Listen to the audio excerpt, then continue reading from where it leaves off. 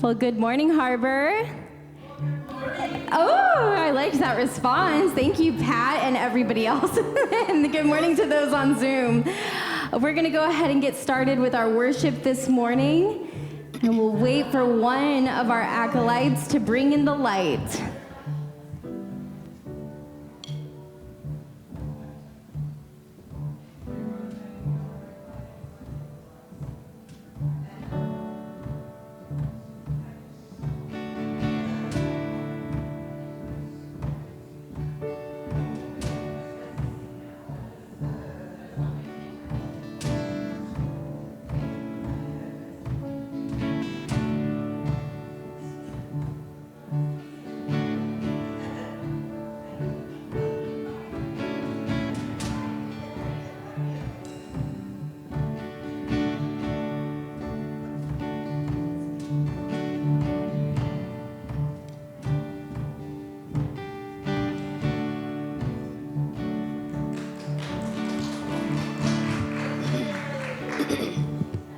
And now let's get on our feet and join in song with Gather Us In.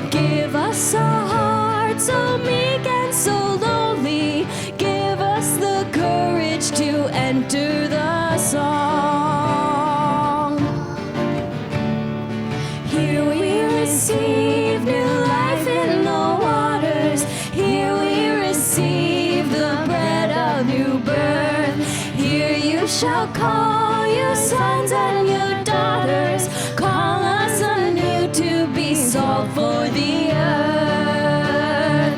Gather us in the wine of compassion, give us to eat the bread that is you. Nourish us well and teach us to fashion lives that are holy and hearts that are true.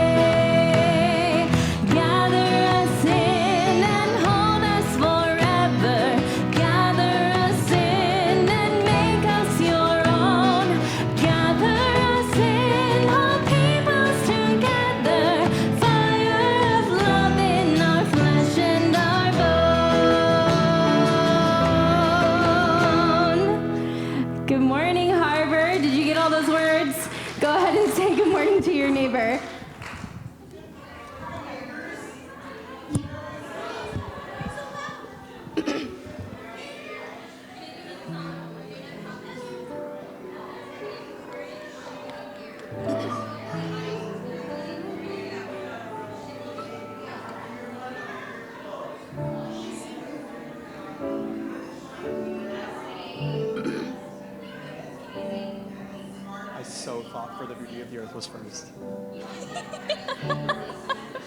I did not even question it. I was playing it like the whole time, and all of a sudden you said Gal was it. Yeah, I'll say it. Zaylee, do it right now. Not right now. Now say it now. Come back and say it. All right, stay standing. Come back and sing with us. Yes. We're going to sing For the Beauty of the Earth.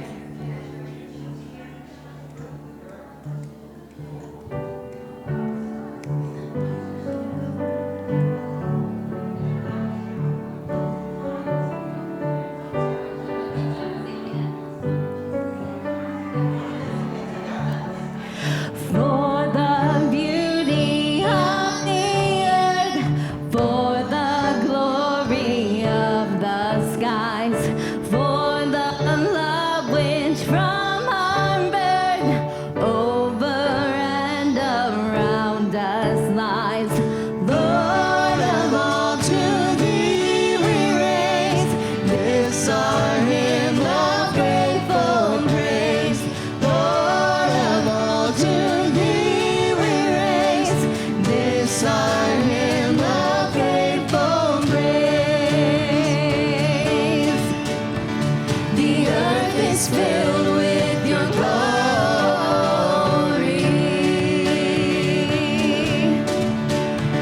The earth is filled with your glory. All right, clap along with Macy.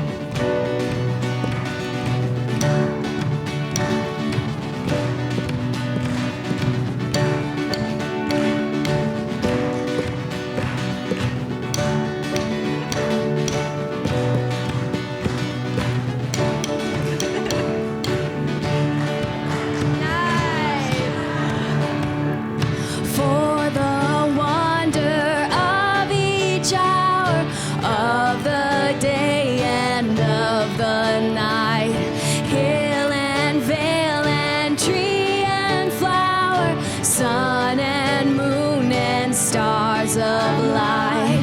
Lord of all, to thee we raise this our hymn of grateful praise. Lord of all, to thee we raise this our hymn of grateful praise. The earth is filled with your glory.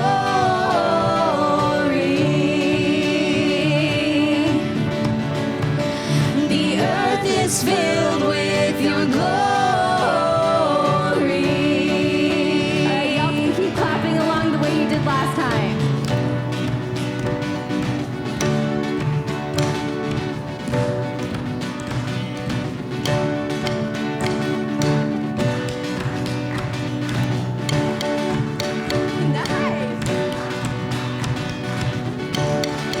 Nice. For each perfect gift of thine to our world so freely give. Grace is human and divine, flowers of earth and buds of heaven. Lord of all, to thee we raise this our hymn of grateful praise. Lord of all, to thee we raise this our hymn of grateful praise. The earth is filled with your glory.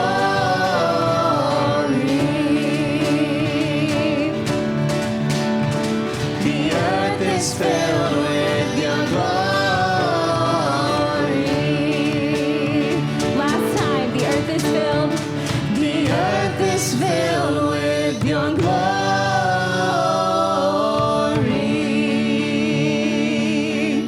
Yeah, go ahead and be seated.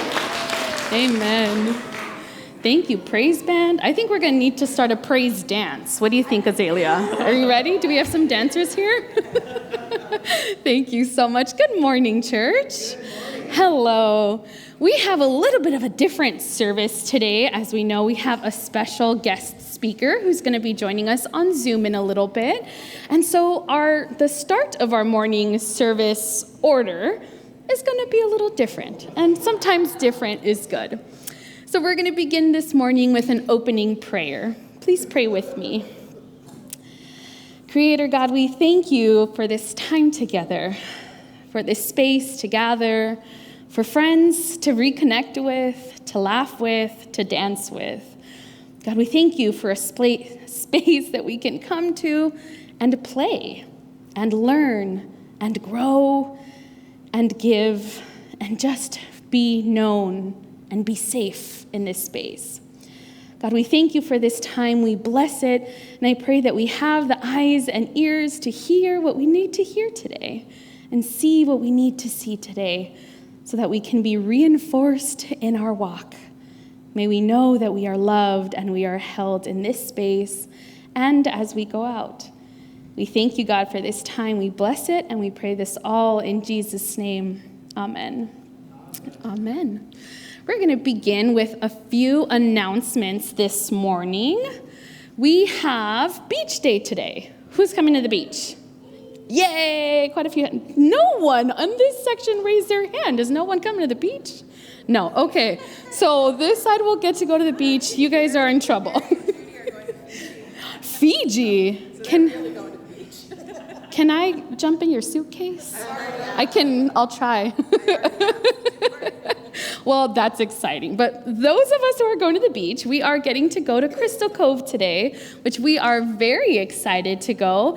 And we're going to get to see one of our own from afar. We'll say hello. But Nicholas is going to be at Tower 8, if I'm not mistaken. Is that 9, which is right at the Crystal Cove Historic District area, if you know that little village-looking space. It's really cute.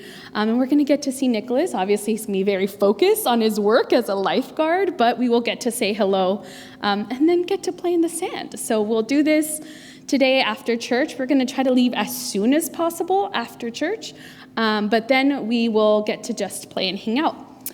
Next week, we have the congregational meeting, and I know this is youth announcements, but we have a few of our high school youth that are becoming junior deacons, which is very exciting. So we hope that all will get to stay and be a part of that time, whether you are officially a member here at Harbor or not. This is a great time to see what we're doing, to look at our budget, to look at nominations, to look at your leadership. And actually, you might want to get involved. And you might say, I'm ready to take a new step with the church and become a member. So we hope you will join us for that next Sunday after church.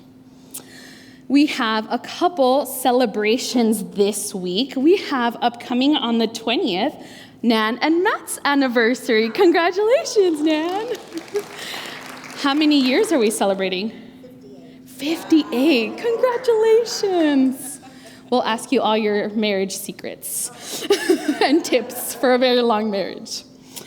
And we have one more very special anniversary this week. We just celebrated Pastor Sadie being here for 7 years, which is very, very exciting.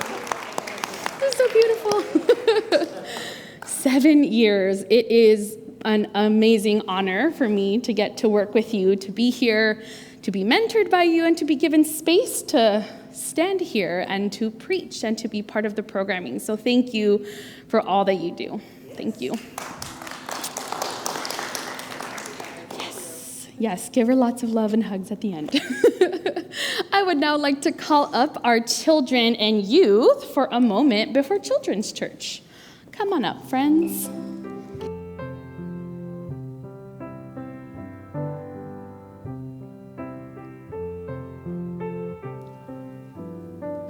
None of our children want to come today? Oh, there they are. They were in the kitchen. Of course they were. Come on in. Our big kids are here. Our little ones. Were you sneaking a snack? No. Okay. I have a question for you.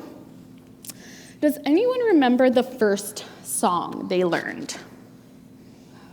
Think back to when you were like tiny, tiny, tiny. What was the first song you remember learning? What was the first song you learned, Azalea? Do you want to share? Do you remember? Yeah? No, we'll come back. Anyone else? What was the first song you remember learning? Taylor Swift. What? Taylor Swift. Was that the first song? She belongs in this community, obviously. It was probably something more like Twinkle, Twinkle, Little Star, or Itsy Bitsy Spider, or eventually your ABCs. Now I have a question for you. When you say your ABCs, there's a certain section in the middle of it. Do you say LMNOP as if it was one word? Yeah. I heard that it's being taught a little differently now in schools because of that. But sometimes we say things over and over and the words just kind of come out, right? Anytime I do ABCs, it's LMNOP, one word, not individual letters. I don't really think about it anymore. And so that makes me think of our lesson that we're doing in Children's Church today, which is about the Lord's Prayer. Who here knows the Lord's Prayer by heart? Okay, no shame. Who out there knows the Lord's Prayer by heart? Pretty much everybody. If you don't, we can talk later. That's okay. We'll have a lesson for you. But when we say the Lord's Prayer, sometimes we say it all at once, like the LMNOP, right? We say it because we always say it. We say it every Sunday, and sometimes we don't really think about what we're saying. Not that it's not important to us, but we don't think about every word or every sentence or what Jesus might have thought about when he taught that to the disciples. So that is what we're going to be working on today in Children's Church, learning the prayer if you don't know it already. We're not going to test you, but this is the time to learn it if you don't know it yet, and to also get to break it down a little bit so that we can think about and ask ourselves, what did Jesus mean when he said this part or that part? So that way, when we're saying it, and when you're big enough to be out here in big church, which some of you, that's coming up very soon, hint, hint, you'll get to say that every week. And you'll know what that means, and you'll have a deeper connection to it. So we're not just saying it because we know it and we don't think about it. There'll be some real thought behind that. Are we ready for worship this morning? Yes. Let's go into Children's Church. I would like to call up Sarah Cooper for our mission moment this morning. There's a book. There's a book. Good morning. Raise your hand if your kids or grandkids or anybody is starting school or have started school. Yeah, that's my brain right now. It's a new school year, and for me, it's a little bit different because I not only teaching a new grade level, I had to switch classrooms, which if you know, that's a lot. So that for me meant packing up everything and moving it, and Ken boxed up all my teacher picture books, and I realized that I might have a problem with the picture book collection. But it was good because as I unpacked them, I was able to kind of prioritize them. And so I came across a book that I sort of forgot I have, and it's called What If Everybody Did That? And it's a great book for teaching about what happens if everybody makes the same choices. And so when you're teaching 31 7-year-olds about procedures and routines, it's been one that we've reflected on a few times already in 5 days. It gives some silly scenarios, like, let's find one that's very silly. When we went to the zoo, I just fed one bear, and the zookeeper waved his hand and said, what if everybody did that? And it shows the bears getting donuts and pizza and ice cream, and then they get very, very fat, right? Which we laughed at school. I told the babysitter that I only took bath just once a year. And she shooed me into the bathroom and said, what if everybody did that? And there's a family picture with dirty, smelly people. We talked about that at school. And then it gets a little more, what if everybody tossed us something out the window when they were driving kind of situations, right? This one the kids laughed at. When we went to family dinner, I shot one straw wrapper. The waitress stopped taking our orders and looked straight at me and said, what if everybody did that? And it's a big fight with the paper straws. So we talked about how things can escalate very quickly.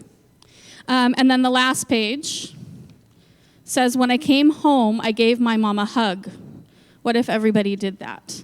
And the last picture kind of shows everybody in a happy moment.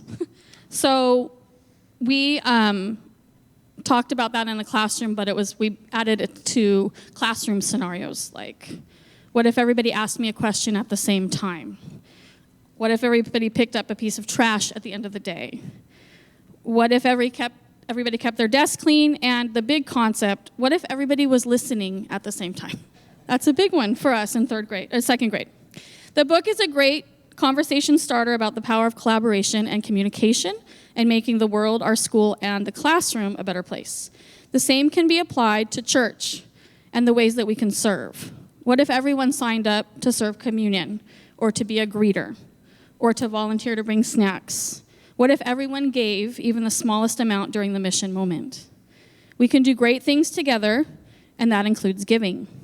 We can support more causes and serve our community if everyone does that. Your gifts of time and talent and monetary donations help us to continue all the amazing things that Harbor has been able to accomplish. So at this time, we hope you can give online or in the back tables and consider signing up for other ways to support our community.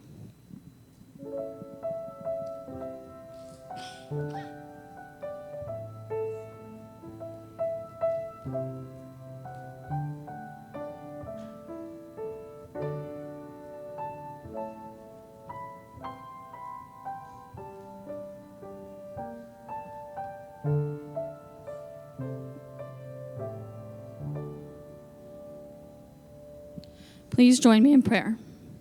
Dear God, as we offer our gifts to you today, may we be reminded of your call to have us step out and make a difference in the community and the world. Bless these offerings that they may support our ministries and missions. Amen.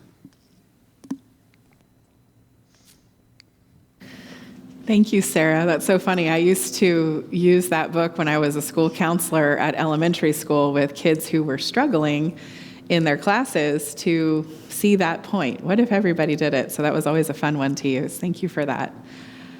All right. Well, good morning. We're going to do a little prayer this morning. And I wanted to start by asking what's on your hearts. What would we like to lift up today in prayer for our community? I have a few I'll share, but does anyone want to start? Justin? This one's a little bit dark, but yesterday at about 5:30 in the morning, my roommate and I and some friends meant to go grab a fire pit down at CDM, and the entire beach was closed because they had found someone who had committed suicide on the beach. Oh. So I just really pray for their family and the community of CDM. It was a pretty harsh morning and a pretty interesting way to get your blood flowing that early. So just prayers for mental health and people struggling right now, because this seems to be more and more common for middle-aged and older men. So, thank you, Justin. That's a heavy way to start your morning, and let's be in prayer, not just for that gentleman who lost his life, but for others who are struggling. It's really important we reach out to our friends. If you haven't seen someone for a while, if you haven't heard from someone for a while, there's a lot of people really struggling right now in the world, and sometimes just a phone call or a text message that can just say, I don't know why, but I was just thinking of you, can be really useful and helpful. So thank you for that reminder, Justin. Does anyone else have a prayer they'd like to lift up? Nan? My brother-in-law lost his mother this morning, and she was 96, and she had had a wonderful life, but she had been sick the last few months. So it was a blessing, and so it was a kind of a joyous blessing of Thanksgiving that she had such a wonderful life. Thank you, Nan. It is a joy when we make it to the 90s, isn't it? And it's also still a challenge to lose someone we love, no matter what age. It's always going to be challenging. So thank you, Nan. We'll be praying for you. You said your brother-in-law? Mary Jane's husband. Okay. Some of us got to really know Mary Jane mostly during pandemic. She joined us for a lot of our Zoom things. So let's be in prayer for Mary Jane as well. Other prayers this morning. Mary Ann. like us to keep Margareta in our prayers. She's doing better, but she needs our help. Were you able to go visit her this week? No, but I plan to. Okay, yeah, I was going to give an update. And I know Mary Ellen was able to visit her this week as well, so I'm going to give an update on her in just a moment. Is there anyone else that would like to lift a prayer? Judy? Nan, can you hand that to Judy behind you? I would like to have some prayers for our daughter-in-law who is delivering next month, and for an easy delivery and for a healthy baby for everyone. And we're also just so glad you guys are here. Denisha just stepped out, but Garrison, Denisha, we're so glad to have you guys here. What a joy. We've been praying for you all through this. All right, Heather. Just to add to what Sarah was saying, we should pray for all of the kids who just started school or there are a lot that start tomorrow as well. It's a big adjustment, and even when they're teens and may not talk about that a lot, we know that it's stressful for them inside as they start a new school year. And then tomorrow, bright and early, Gabriella leaves to go be on staff at Camp Del Corazon on Catalina Island for kids with congenital heart disease, and no phones for a week. And I hope she has she'll be really good in this on this staff, I think. And I hope she has a great week, and just prayers for her safety and that she can connect with all of the kids in her cabin. Oh, we'll be praying for that for sure. It's such a blessing that she gets to do this Camp Del Corazon, and thinking about the name, Camp of the Heart. I love that. So what a wonderful thing. And then also, yes, let's be in prayer for all of our kids and their teachers and the support staffs and the principals and all of the people going back to school. It is a big transition that we kind of put our society through each year. So let's be in prayer. And Sarah, we'll be especially in prayer for you with your big move. Anyone else here before we turn to Zoom? Rhoda. I'd just like to ask for prayers for Jenny, my granddaughter who's undergoing chemo. Oh, okay. We'll be in prayer for your granddaughter, Jenny. Thank you, Rhoda. I did want to give a quick update on Margreta, and while I'm doing that, Zoom, we're going to come to you next. If you have any prayers you'd like to either put in the chat or prepare yourself to unmute. Margreta is doing much, much better. When I first visited her after, we're still not sure what happened. The doctors are calling it a stroke, but it's not really a stroke. I'm telling her she had a spiritual experience and to just hold on to that knowing, because she had some wild, wonderful dreams that she was not ready to go and came back literally when they weren't sure she would, and is fully talking, chatting, completely present, just like Margreta has always been. She's got lots to share, lots of amazing life experiences. And so it's been a real joy to go visit her a couple of times this week. I know Mary Ellen was able to go. I know some of the rest of you are planning on going as soon as you can. I heard someone might be going today. It's really delightful for her to have some visitors. So she's right over on Broadway. It's so easy to get to from here, 354 Broadway. It's a house right on the corner, beautiful home, and you just literally walk, knock on the door, they'll open it and show you where her room is. You'll have to sign in. And there are some other seniors who are in recovery there as well, who are lovely. I got to sit and have lunch with them. I didn't eat, but they were eating at the table. So if you just have a couple of, even just minutes, just go stop by. It doesn't take long. You don't have to go through security. You don't have to go through hospitals or anything like that. And it really gives a smile to people who are stuck at home. We all know this. So she thanks you all for your prayers and is looking very much forward to being in her home so she can join us on Zoom. Margareta is one of our most faithful Sunday morning Zoomers. So keep her in prayer and just know she's doing well and would love your visits. If you're going to visit her, please visit after noon. Okay? And then you don't even have to call. You can just stop by. And those of you who don't know her well, that's okay. She would love to see you anyway. So just know that. And now Zoom. Does anyone have a prayer that they would like to lift up for us this morning? Annabelle, feeling mentally and emotionally drained this weekend, resting completely and here to refill my cup. Please send love. We can do that, Annabelle. Thank you for sharing. Raise your hands if you're feeling a little emotionally and mentally drained. We're with you. We hear you. Thank you. Anyone else on Zoom? Either with a written prayer or one that you would like to speak? Looks like not. Okay. All right. Well, let's take a moment and let's just take a couple deep breaths and kind of clear our systems. I know for me, breath is the best way to do that. And as I'm breathing in those moments of just kind of feeling a little overwhelmed, I just like to remind myself that this is a way to take the invisible spirit that's all around us into our bodies and to breathe that air that is sustaining our life deep into our bodies. And so today as you're breathing, don't breathe fast.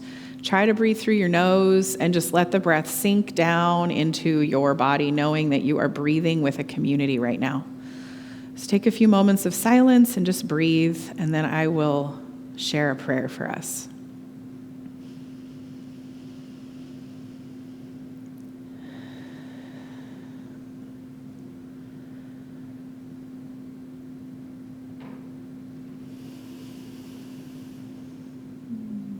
God of Spirit, this morning we sense you all around us and we invite you in as we fill our lungs with life-sustaining air. We are reminded of the way your Spirit is everywhere. There is no place that your Spirit is not found. We find ourselves humbly grateful for this. And so as we've heard our community share the things on their hearts, the things that are hurting, the things that are also lovely and exciting and joyful, we know that you are present completely in each one, in their lives, in their family, whether we're praying for a suicide that happened this weekend in Corona del Mar, and just feeling the heart wrench over that, how some in this world have lost one they love. We also find peace knowing that you have held that person all through it and you hold him now. And we give thanks for your holding. And we try to model our lives that we are better at holding, better at creating space for others to process their hurts, to feel seen and heard. And so when our heart is breaking, we also feel gratitude for our community here and for how we're able to show up for one another. We pray also for new life, for health of mothers, and just the joy of knowing that there is a new one that's going to join this community soon. So we offer blessing and care and health and peace and joy on all those who are welcoming new ones into the world, but we especially just pour that out this morning on Denisha and Garrison, and we give thanks. And God, we have other hurts that we haven't mentioned. Some of us like to hold those things in. And right now, we just create space in ourselves to let those hurts just come to the surface, to remind ourselves that you are holding even those of us that are hurting. We give thanks how you've held Margreta, how she's doing well, how she still has a spark of joy and life in her. We give thanks that we're able to visit and be in connection and relationship with her. We also are remembering Annabelle's prayer, just feeling emotionally and mentally drained, and most of us can relate to that. We can remember those times in our lives, maybe we're even experiencing them now, where it just feels like one thing after another, one moment of frenetic energy after another. And that can be so challenging. And so in this moment of quiet and breathing, we just acknowledge the parts of ourselves that are feeling emotionally drained. And we ask the question, what emotion needs to come to the surface? What are we carrying around that is becoming too heavy? And then we ask for peace as we release this.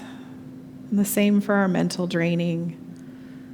What internal narratives are no longer serving us? What mental energy and exercise is taking us out? How can we release that? How can we have grace for ourselves and peace within ourselves? So we give thanks, God, for this community where we can hear others pray and know that we're not alone, that we're not the only ones. So this morning we hold one another. We also hold our world that we dearly love and that's also hurting and feels chaotic at times. We hold that too. And we know, God, that you call us to find our calm and our grounding even in the storm.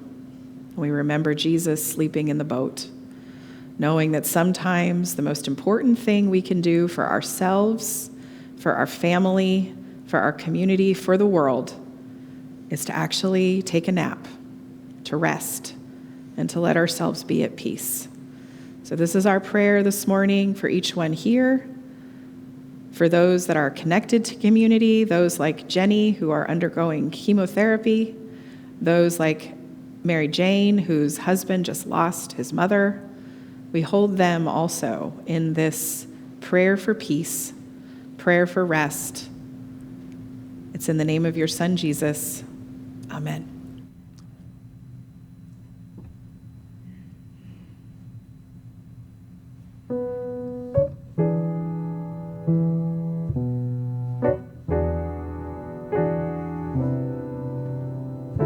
Please join us in singing Peace of God.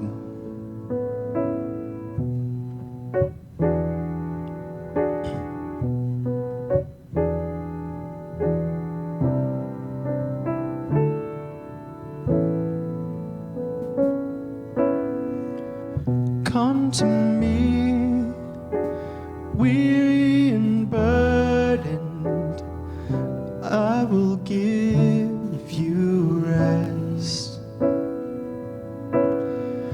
Come on in, all who are troubled, I will give you rest. For my yoke is easy, my burden is light. Enter in the peace of God will fall on you. Falling, falling, falling on you. The peace of God is falling, falling, falling on you. Come to me, all you brokenhearted, I will give you strength. And if you cannot make it through another day, I will carry you. For my yoke is easy, my burden is light. Enter in the peace of God will fall on you. Falling, falling, falling on you. The peace of God is falling, falling, falling on you. Come to me, weary and burdened, I will give you rest. Come on in, all who are troubled, I will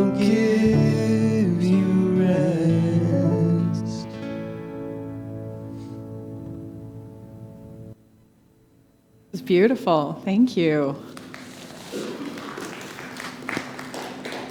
I think we all can use that rest. Anyone here not in need of rest? All right, well, as Eric is getting Keith up on the screen, y'all know we have a guest speaker today. I am going to go ahead and take a moment and introduce my good friend, Keith Clark-Hoyos. I do have a formal bio here I'm going to read in a minute, but I just want to say Keith and I have known each other for some time now. We shared some time in seminary together, and then he was one of the most... what's the word I'm looking for? Sturdy for me when our church went through some really heavy and hectic change several years ago. And it felt like everything was crumbling around me. But Keith kept assuring me that our finances and our bookkeeping was going to be okay, and that we could fix the problems, and that I could breathe, and I didn't have to have it fixed tomorrow, that it might actually take years to fix it, but we were going to keep moving in the right direction. So Keith is really a special person to me for that, because y'all know we've had some times here at Harbor, and he was one of the ones who helped guide us along the path of, I'm just going to say, flow when it comes to our books and our finances and our bookkeeping. And I think he's going to talk a little bit about that today. But Keith, we're so glad you're here, and now I'm going to read your formal bio so everybody knows the formal stuff. Just wanted them to know my personal care for you.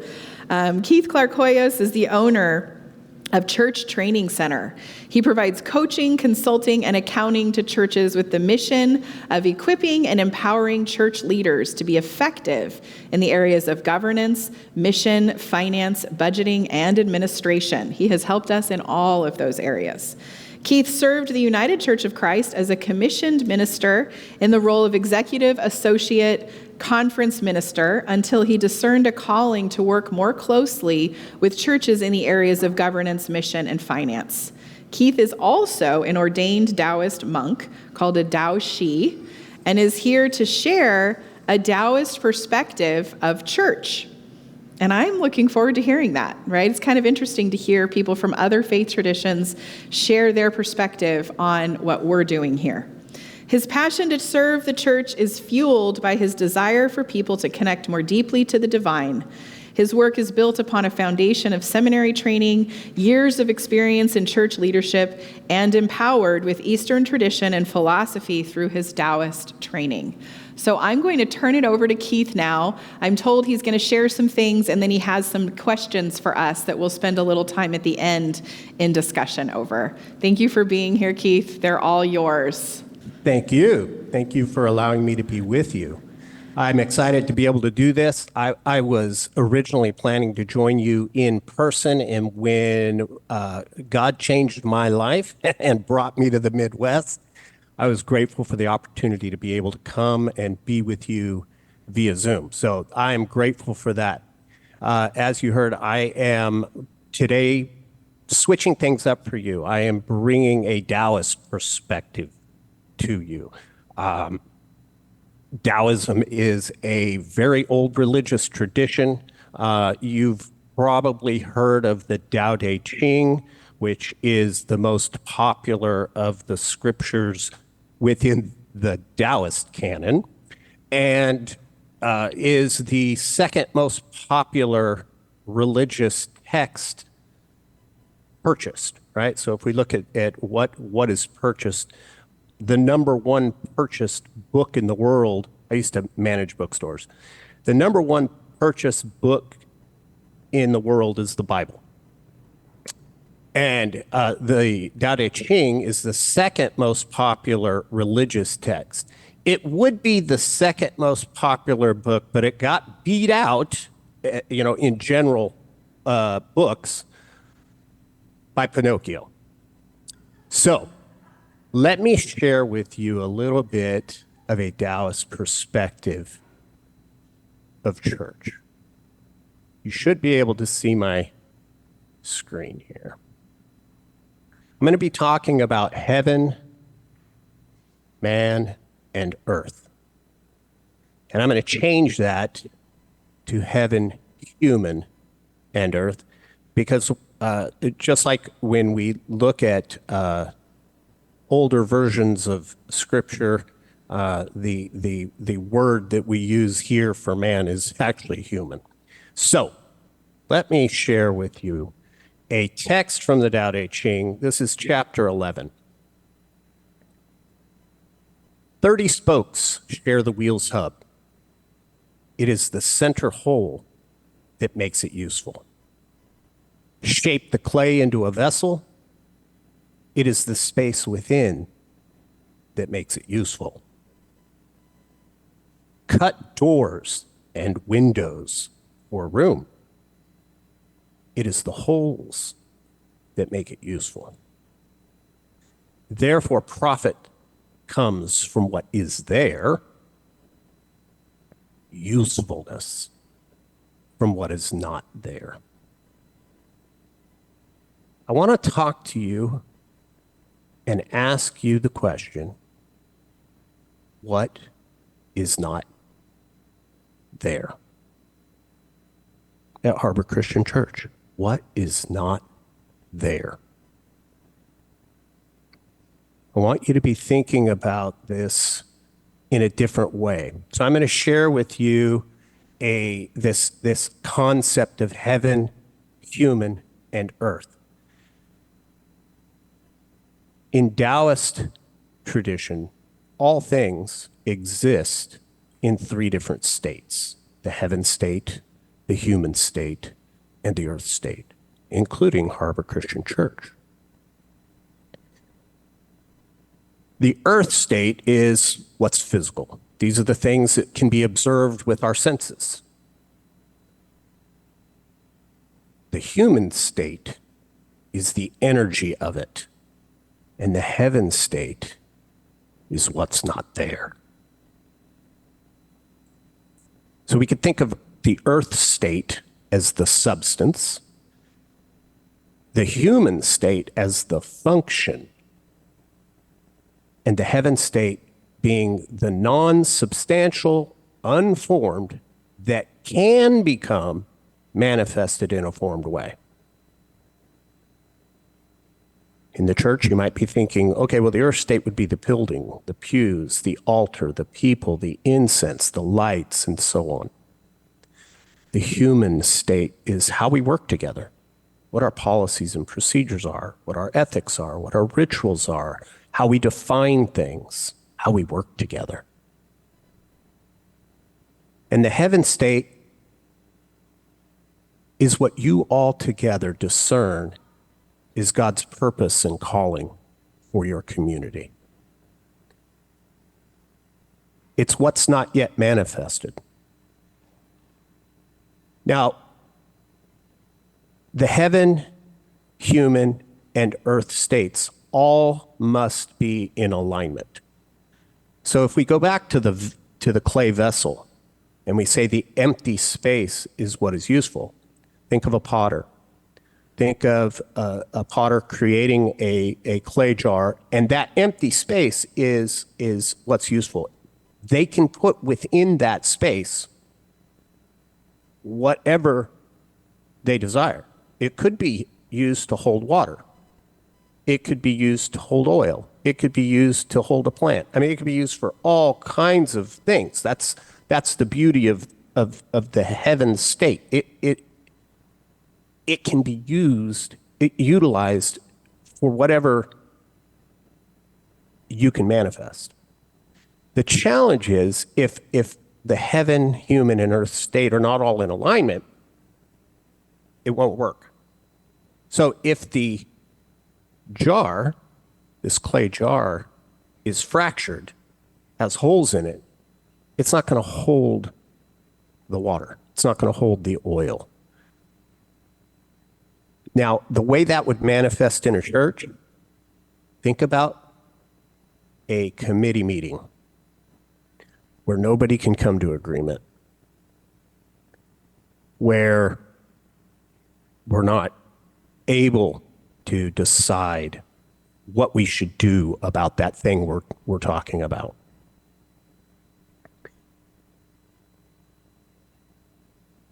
In the church, God calls us, each of us, individually, to manifest why we're here, who we will be, and what we will do.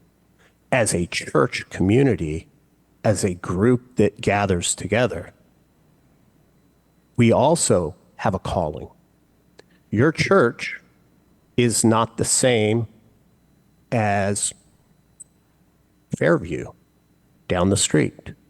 Your church is not the same as the Methodist church down the street.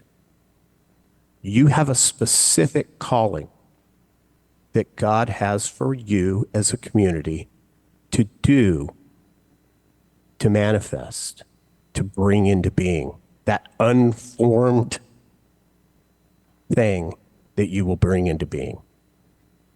So we must discern that through prayer, through working together and discerning together. Why are we here? Who will we be? And what will we do? When we together come to an understanding of what it is that God has for us to do in the community, we can align who we are, our abilities, our skills, our talents, our passions, how we work together, and our resources to accomplish that purpose. When I work with churches and they're struggling, it is often because they don't have these three things in alignment. For many churches, they're not clear about what it is that God is calling them to do. They do what they do because that's what they do. That's what they've always done. This is how we meet. This is how we go about doing what we do. And they're not clear. And so it's hard to use the church's energy, the abilities, the skills, the talents, the passions to meet that purpose that God is calling you to. More often than not, I find churches focused on resources. The discussion is, we have a lot of deferred maintenance. We need to do this thing with our building. We have challenges with the lighting system or the HVAC system, and they spend lots of time talking about those resources. Or maybe we're trying to figure out how can we do youth ministry, and we're focused on that. But if we haven't aligned that first to what it is that God is calling us to, we can't align who we are and what God's purpose for us is with these things that we're focused on. We have to align all of our energy and all of our resources with that which we have discerned is God's purpose in our lives. So my questions for you, I'm going to ask you 3 questions. They're not going to be easy to answer in a few minutes, but I hope that this will start the questions to go deeper into who you are called to be as Harbor Christian Church by God. What is God's purpose for you? Why do you exist? Who will you be? And what will you do? Do the abilities and skills and talents and your passions align with that which God is calling you towards?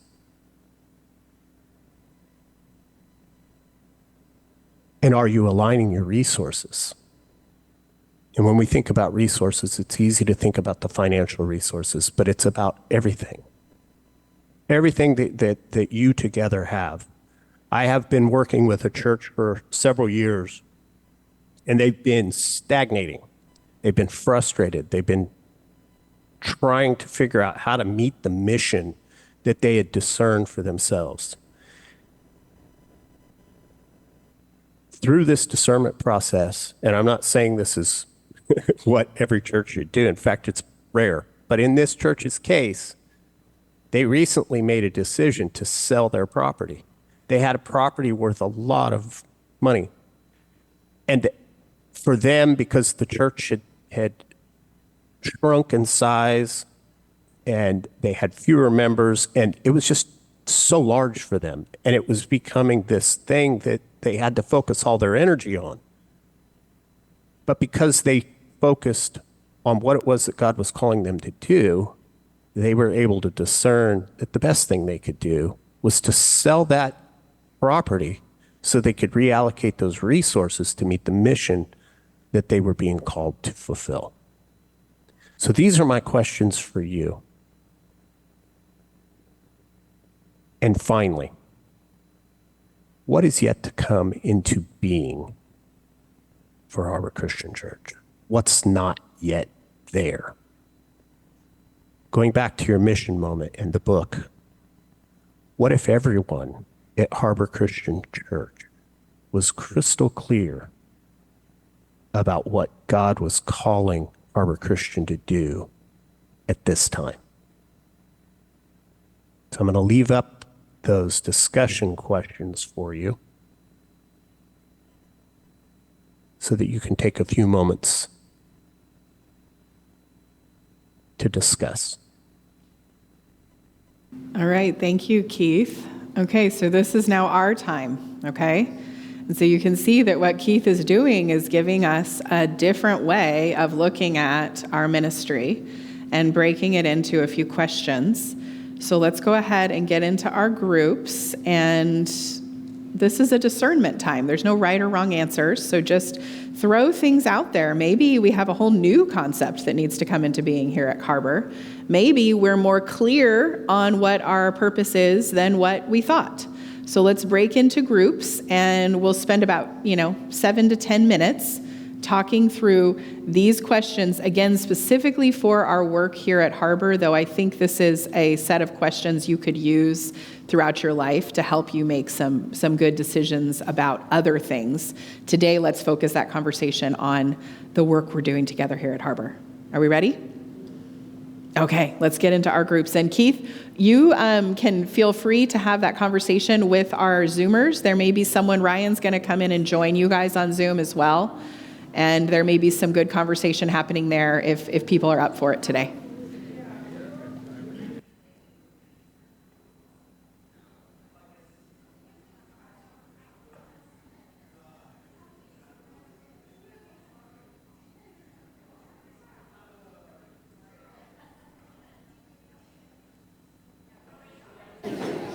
All right, let's go ahead. Oh, wow, that was loud. Sorry, guys. Let's go ahead and turn around. Thank you guys for your thoughtful conversations. And it's kind of nice to have Keith leading us through some of our next steps and some of the things that we've been doing and looking at it in a different way. So thank you, Keith. Does anyone want to share from your group? And then we'll give Keith the final word. But Keith, feel free to jump in at any time. You should be unmuted. Anyone up for sharing for your group? There's no right or wrong answers. Nobody? All right, Judy, thank you. Pressure was on. In our group, we talked a lot about the best thing that Harbor Christian does is community and build a community, and the fact that we sincerely welcome everyone, and that we do have the resources for that because the congregation is full of friendly, open-hearted people who are just up for anyone who walks in the door. So that's the gist of it. Thank you. That's exactly what our church is. Exactly. Are you guys just saying that so you don't have to have the microphone? I do think community is one of our biggest resources, and our genuine, as a whole community, open-heartedness to welcoming people and being curious about them instead of judgmental. That's a huge difference that we feel here at Harbor. Who else would like to share from a group? All right, well, I'll share a little from our group. We talked a lot, and it wasn't just me that said this, but I'll just share for us. we talked a lot about one of the goals at Harbor, and one of our purposes that we've discerned is to create safe space for people who have had harmful religious stories, things that have hurt them or have disappointed them or have made them feel like they're not safe in a space that discusses the divine, that talks about what is it to be in relationship with God that we can't see with our eyes. And that Harbor isn't about telling people, this is what you have to believe in order to be saved, but instead, what you have to do to find salvation is to form community where we can all work our stuff out, where we're safe enough to put it on the table and say, my early childhood religion told me this, and I've been living with this wound my whole life, and how do I actually work it out? How do I put that on the table and say, I've been hurt by this belief system that I was given, and yet I know there's something greater here. I know there's something more in spirit, in Christian community, and how do I find that? And I feel like that's, to me, the most important thing we're doing at Harbor is creating space for people to safely work out their religious and spiritual trauma that's very, very real in the world. So that's kind of what our conversation was, and they had a lot of beautiful things to say. Anyone want to add anything? Okay. Who else wants to share? Natalie? Natalie and then Justin. You guys are going to get to hear from Natalie again next week. I feel like we were talking about how it was interesting for me coming into this space as probably one of the newest people here at Harbor. Sometimes you can kind of see from like a aerial perspective of like what is going on when I walked in the room. And I feel like I've said this many times, but I think about the line in the Lord's Prayer, like on earth as it is in heaven. And what I see here is like a group of people that are dedicated to restoration and like bringing heaven down to earth and like doing things here and now. And even just thinking about the vision that you all have of like transforming this space, like building community gardens and like planting native plants and like participating in restoration in this area, like in the Back Bay, in the community, and also like restoration in the heart too. Like I see that active work being done here, which is really cool and not typically like a mainstream church focus. So it's really refreshing and wonderful to see. Thank you. Who's excited to hear more from her next Sunday? Make sure you come. She's got lots of wisdom. We were discussing kind of similar things that your group was talking about with how Harbor has been a space for a lot of people to come and explore their traumas that they've had with other religious institutions, or to just find a new place to rest with their faith and a place to wrestle with their faith in. And it got me thinking, Eric had made a comment, we're cracking a couple jokes of like, what is, the word dog is God spelled backwards, and we could say like, well, a dog is made in God's image, and so a dog is a man's best friend. And it kind of made me think, well, it's like a simple answer that we might give to maybe a really young child when we're talking about things in a religious context, when we might, as an adult, not know the answer. And in the church I was growing up in, a lot of the times I was given the easy religious answer, the textbook Bible answer to a lot of questions. I think mostly because a lot of the adults just didn't know. And instead of saying, I don't know, they're like, well, it says that here, so that's it. But if you look in the etymology of the word dog, right, that connects you back to Germanic languages and our ancestors and people around the world and the globe, and that's just like one next layer of thinking through something. And if we do that with, like we've done with the etymology of our text here, it connects us more, and we're able to think a bit deeper about what we're doing in our concepts. And that's not a lot of, there's not a lot of places that connect our heads and our hearts in that way, and I think we do that really well here. And I think it's just a beautiful and healthy thing we're able to do together. So. Yeah. Thank you, Justin. We also love pets and dogs and cats and all of them. Thank you, Justin. Eric.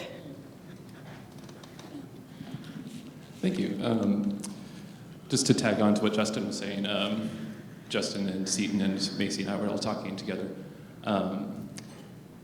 And we, on Friday, we were hanging out with some of our friends, and our friends are like what you would call very Christian, like not like intensely, but more Christian than I am.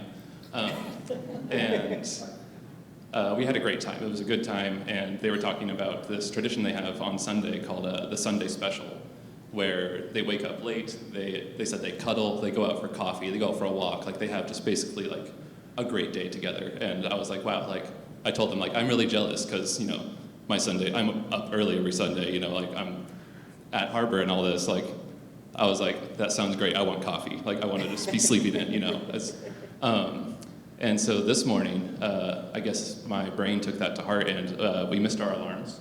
We slept in by accident, and so we were running late. We were on our way, and I was calling Lauren, just like, hey, like we'll be there at this time. Everything worked out fine. But as we were driving, then I was saying, like, joking, of course. I was like, how is this fair? Me myself, some of you know this. I'm an atheist. I'm not Christian at all.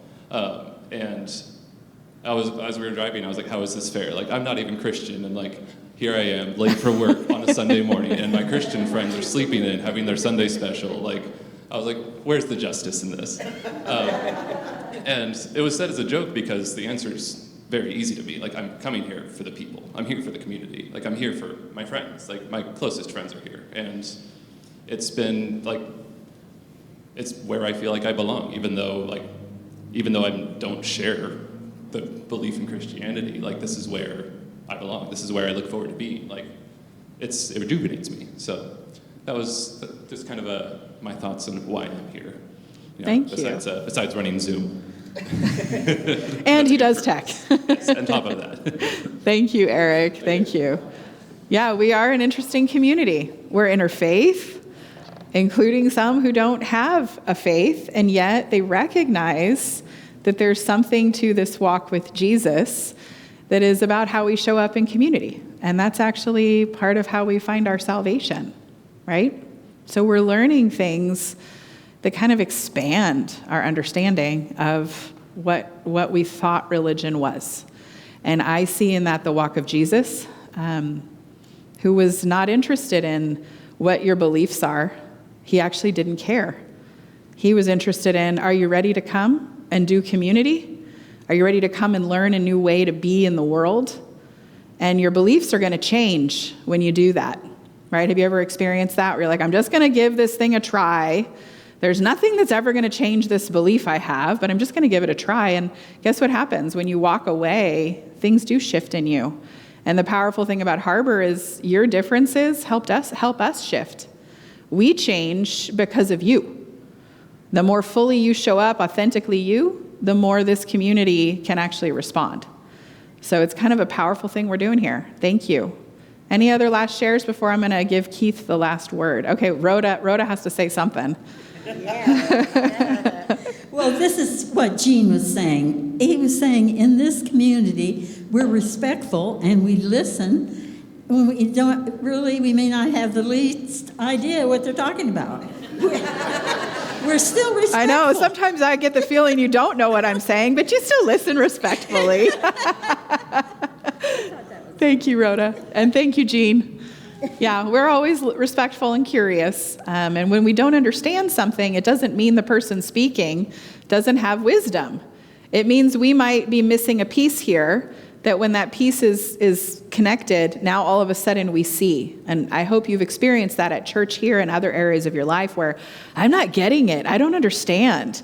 And then all of a sudden that missing piece comes in, and everything kind of clicks together.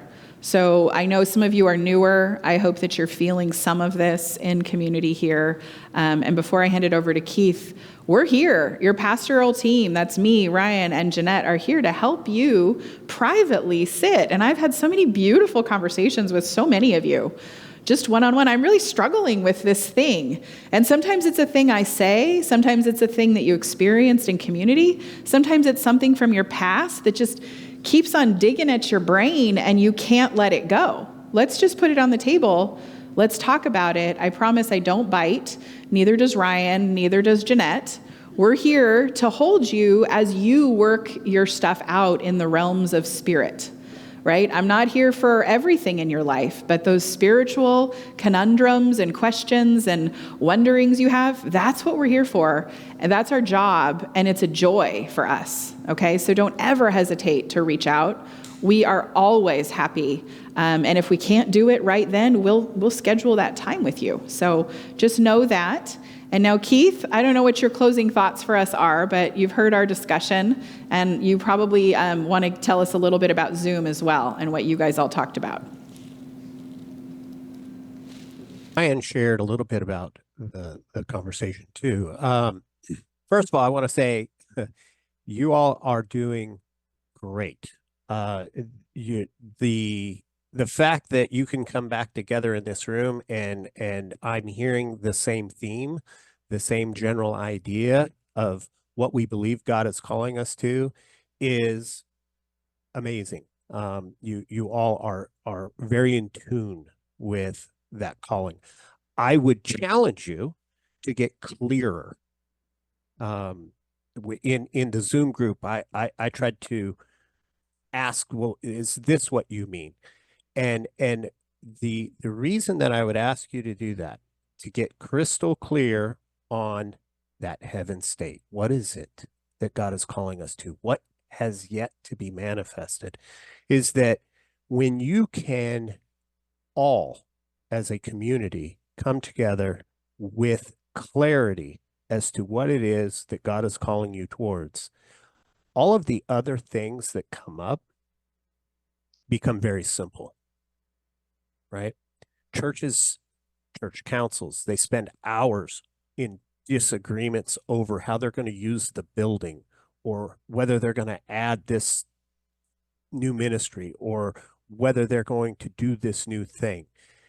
When you know what it is you're called to, it's much easier to make that decision. When I was in the small group with the Zoom group, I said, if your understanding is this, what I had reframed, which was very similar to the things that you all said about community. If that is what God's calling you to, how does that change how you use your resources? How does it change how you work together? How does it change what you do? The clearer you are on what it is God's calling you to, the easier all of the other stuff becomes. Thank you, Keith. All right. Oh, wow, that was loud. That's okay. Are we good? I don't want to hurt anyone's ears. Okay. Let's give Keith a round of applause and thank him for coming. We appreciate it, Keith. And as our praise team comes forward, I'll just say what a gift it is to be able to invite guests to come and not just share with us, but from a totally different perspective, share with us their really deep desires and prayers for our community here. And then also to hear a challenge. We are doing a lot of really great work here, and we can be much more clear about the great work we're doing. It can be both of those things without us feeling like, oh no, we're doing it wrong. No, we're doing it really well, and we can be a little more clear. So, Keith, thank you so much. We appreciate you in so many ways, and now we appreciate you as someone who's brought us something really important to wrestle with. So, we appreciate you, and we thank you for your time this morning. All right. Please stay seated and join us in singing or sit in reflection on all the wonderful discussion as we sing through thy word.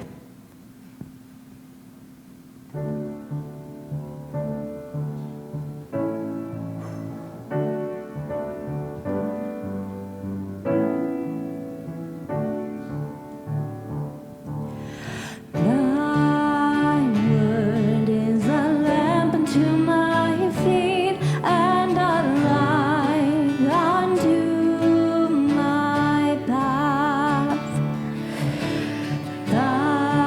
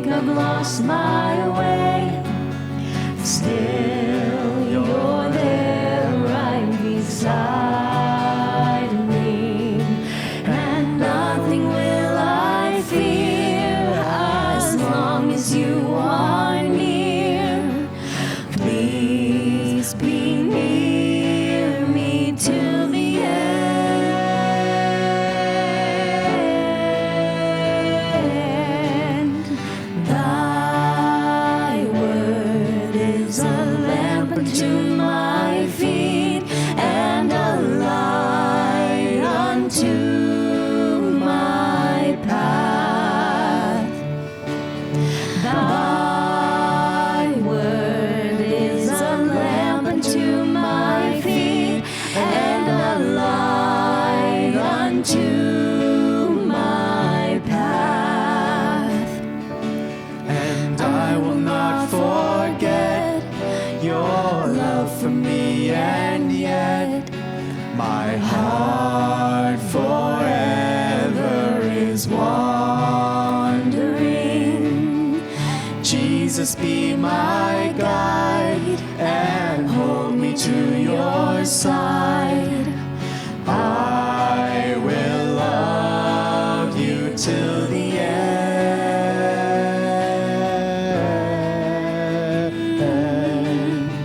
Thy word is a lamp unto my feet and a light unto my path.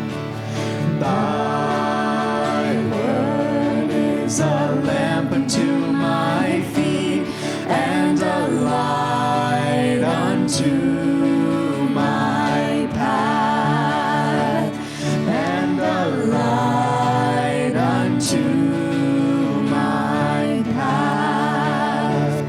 You're the light unto my path. I always love that old song. Thank you.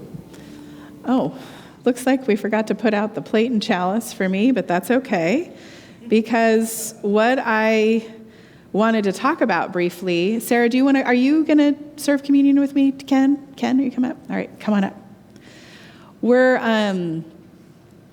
We were shared by Keith today, this idea of God or heaven, human, and earth. And I think that this table brings all of that together. And so that's what I wanted to share as our invitation today, that we have this idea of heaven, human, and earth right here at the table. We see the earth in the bread and the cup, right? This heavy work that had to get done in fields in order for it to come into a kitchen where someone needed bread. Someone washed grapes. In fact, these grapes today were grown in my parents' backyard, right? Through their own toiling. They actually grow pretty easily, but there was some toiling in the earth. My parents were able to grow these grapes that we're now going to sit around in community and share. And the bread was baked in a kitchen somewhere. Someone's hands touched it. Something put it into a lovely bag and brought it to us. So we see very, very well represented here the earth. The humans are the ones who come around the table and make it joyful, right? Because just a little loaf of bread and a little pile of grapes on a table without the joy of community surrounding it, not so joyful, right? And then the last piece being this idea of heaven. Well, how does heaven come to earth, like Natalie said? How do we actually take the idea of heaven and bring it here right now? Well, we sit around a table and we laugh with each other and we cry with each other and we believe in the power of this table, which represents community, which represents how we can all show up for each other, how we don't have to divide over the little things, and how we can actually find ourselves here at the table sitting across from someone totally different from us in this community. This community and this table is strong enough to welcome whoever walks through that door with their worldview, whether it's one we fully understand or we don't get it at all. This table is strong. And when we pull together the idea of heaven, human, and earth, we truly can do whatever we put our hearts and minds to. So that's the meditation I have for you this morning as you all come forward and take your little piece of the bread and your little piece of the vine, and then we together will share in communion. Come on forward when you're ready.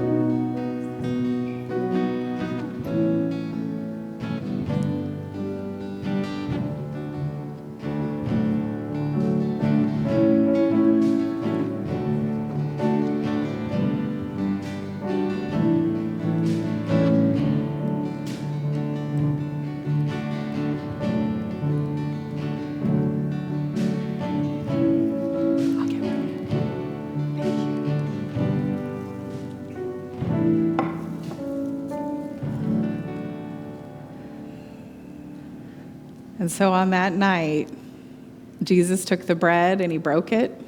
And he said, "This is my body, and it's broken for each one of you. Take and eat, all of you."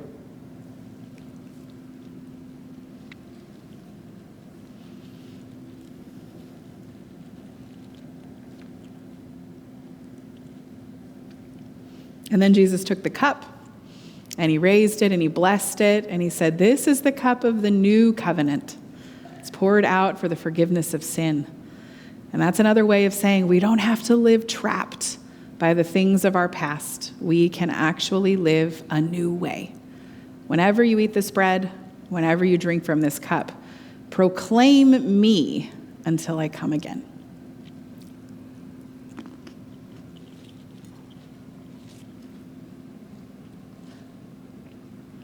Will you please join me in the Lord's Prayer? Our Father, who art in heaven, hallowed be thy name.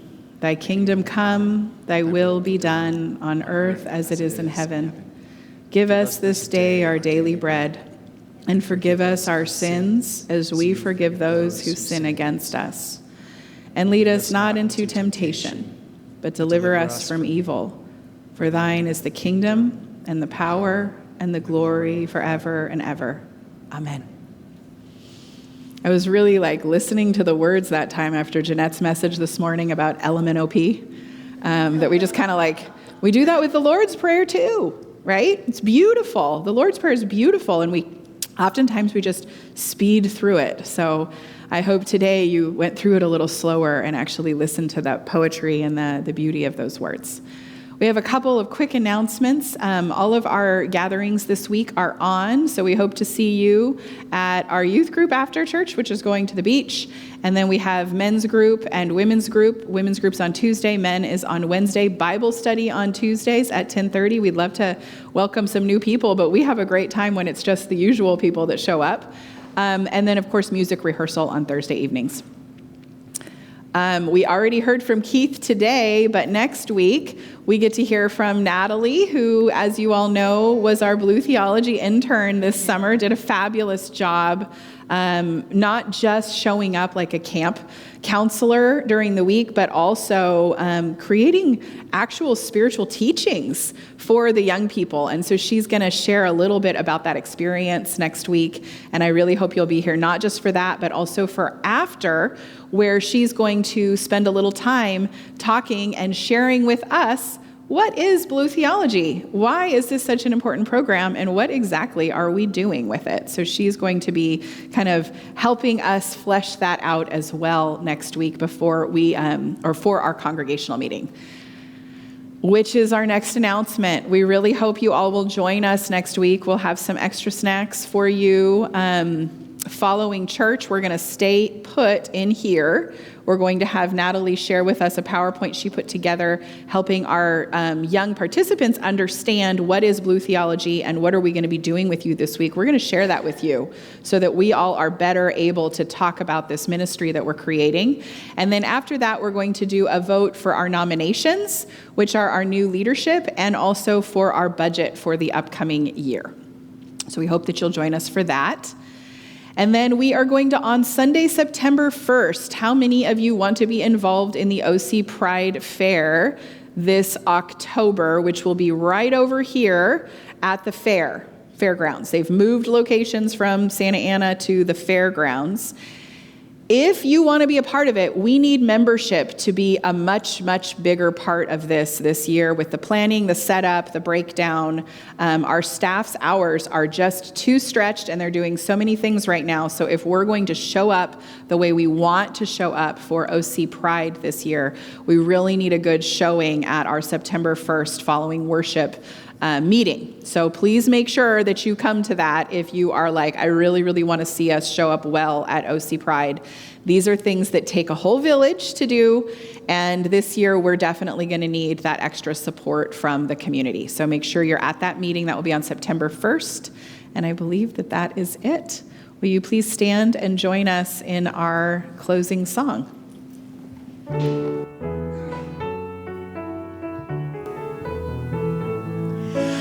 Let there be peace on earth, and let it begin with me.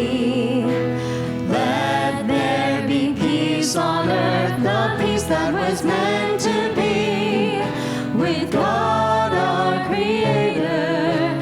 Children all are we. Let us walk with each other in perfect harmony.